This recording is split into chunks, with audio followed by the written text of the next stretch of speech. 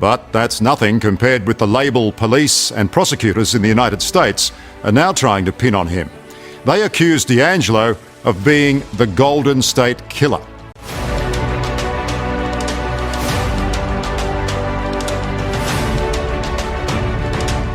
Before raping and murdering his targets, the Golden State Killer was believed to be a burglar who ransacked at least 100 homes in California between April 1974 and December 1975.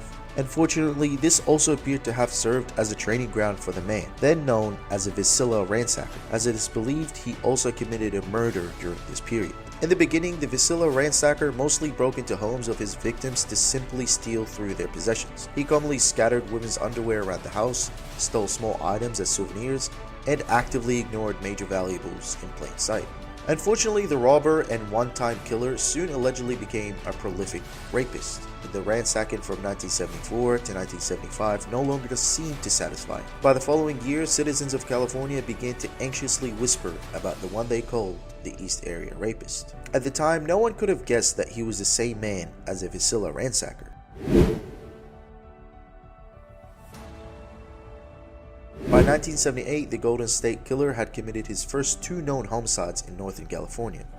The victims, Brian and Katie McGuire, likely witnessed him breaking into a home while he was still known as the East Area Rapist. But the man did not gain a reputation for murder until he moved his crime spree to Southern California from 1979 to 1986. Since it was a different type of crime and location, the East Area Rapist was not linked to the Southern California series of attacks.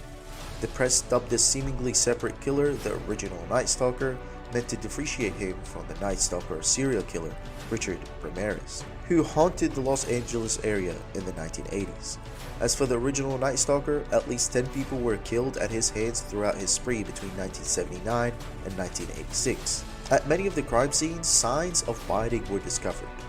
Briefly, this new killer was also dubbed the Diamond Knot Killer after two of his victims, Charlene and Lyman Smith in Ventura, were found bound with a diamond knot. This knot was seen as unusual, as it was typically used in interior design or for marine purposes. Just to clarify, if you're not following the story, the police and the people of California had no idea who was committing these crimes. So without knowing, the public named these criminals, or in reality, this criminal, under different names to differentiate them. But in this case, it was just all one man. Okay, let's continue. Many of the original Night Stalker murders had similar trajectories, though they were different enough to not create a pattern. He often tied his victims with rope and assaulted them before beating them to death. With imperfect communication between officials in California and no clear motive for the crimes, let alone the consideration that the East Area Rapist and the original Night Stalker might have been the same person, police followed false leads and met dead ends.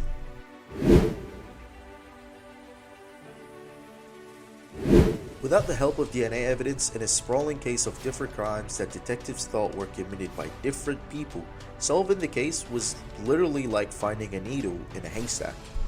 It didn't help that countless pieces of evidence seemed to contradict others. On the other hand, investigators did have a substantial amount of facts on their hands. From survivor testimonies, it was clear that the killer was a white male, about 5'9" or 5'10", and athletic in stature. Meanwhile, shoe prints at the crime scene measured about size 9. These helpful details, along with the criminal's behavior, led criminologists to create a psychological profile on the man. They believed he understood the investigative methods of police, as well as the concept of evidence. He was in decent shape and a skilled burglar who hated women. A poem sent to the Sacramento Bee in December 1977 by someone claiming to be the East Area Rapist was the first promising lead. He called police and said he would strike on Watt Avenue that night.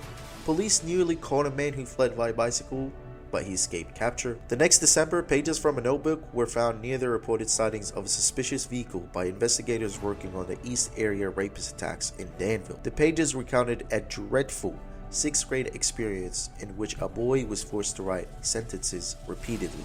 There were also phone calls spanning from 1977 to 2001 in which a man claimed to be the East Area Rapist and taunted investigators and victims. "You're never gonna catch me," he told the police. Perhaps most horrific were the calls Golden State Killer made to surviving victims, wishing them a Merry Christmas, calling them whores, and threatening to kill them. Nonetheless, each promising lead turned out to be fruitless. Brett Clasby was a suspect of Santa Barbara County investigators until he died in 1982 before other crimes occurred.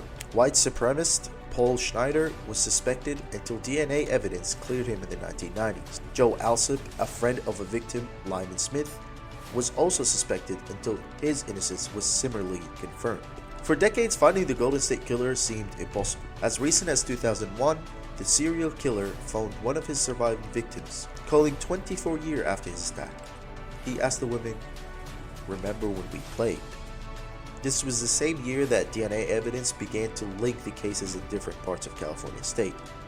In the decades since these sprees, many of East Area rapist attacks and original Night Stalker murders have linked by DNA. Renowned momentum came in 2016 when the FBI publicly released information on the Golden State Killer, including sketches and details about his countless crimes.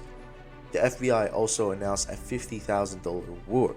The FBI wrote, "The killer would now be approximately 60 to 75 years old. He is described as a white male, close to 6 feet tall, with blonde or light brown hair and an athletic build. He may have an interest or training in military or law enforcement techniques, and he was proficient with firearms." Detectives have DNA from multiple crime scenes that can positively link or eliminate suspects. This will allow investigators to easily rule out innocent parties with a simple, non-invasive DNA test. Finally, on April 24, 2018, the Sacramento County Sheriff Department arrested Joseph James Deangelo and charged him with 13 counts of murder and several other charges, including kidnapping.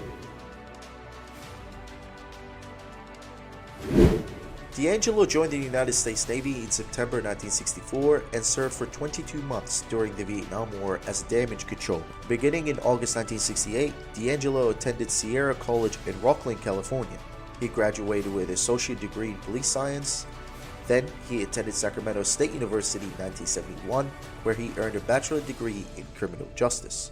Deangelo later took postgraduate courses and further police training at the college, then completed a 32-week police internship at the police department in Roseville. Deangelo DNA was obtained from a swab on his car door handle and was matched to DNA taken from victims Lyman and Charlene Smith, who were murdered in 1980. The Golden State Killer trial quickly ended with Joseph Deangelo pleading guilty to 13 counts of murder, with additional special circumstances, as well as 13 counts of kidnapping for robbery on June 29, 2020. That said, it's not been confirmed that he's responsible for every single crime that was ever connected to the Golden State Killer. Some people may also argue that there could have been more than one criminal on the loose during certain time periods. But in the end, due process has finally brought us closer to the truth, and in August 2020, Deangelo received multiple life sentences for his crimes. The victims and family members who spoke in court during the sentence hearing can finally rest in the knowledge that at least the Golden State Killer will never be able to attack anyone ever again. I know this story can be a little bit complicated even after knowing what happened. It is very hard to explain, so we can only imagine how the law enforcement felt when they were trying to solve this case. If I was on the investigation team, I would be very confused. I think the reason he got away with murder for almost 40 years was mainly because of his expertise and his history with law enforcement. He was clearly capable of not only learning about the law, but also excelling, becoming a police officer. He only got fired because he started shoplifting and got caught in the process. Imagine if he never got caught shoplifting and was never fired. Would he continue shoplifting and that would be the extent of his crimes? Or would he have continued the same path as we know today? I guess we would never know. But to be as honest as I can, I read about Joseph Deangelo when I was researching for a video to make, and I remember seeing a Netflix series, which I definitely recommend watching after this video because obviously it's made with higher quality and it's testimonies from actual detectives who worked on the case, and I believe victims themselves are in the documentary. Full disclaimer, I did not watch the whole thing, even though it was just 4 hours, but that's because I have a short attention span and wanted to get the full story, so I decided to read it and know the story in 10 minutes rather than 4 hours. But with that being said, from the 2 episodes I watched, I liked it. Alright guys, this brings us to the end of the video. If you like this video, please give it a like, and a sub to the channel means the world to me, and I'll catch you guys in the next one. Peace.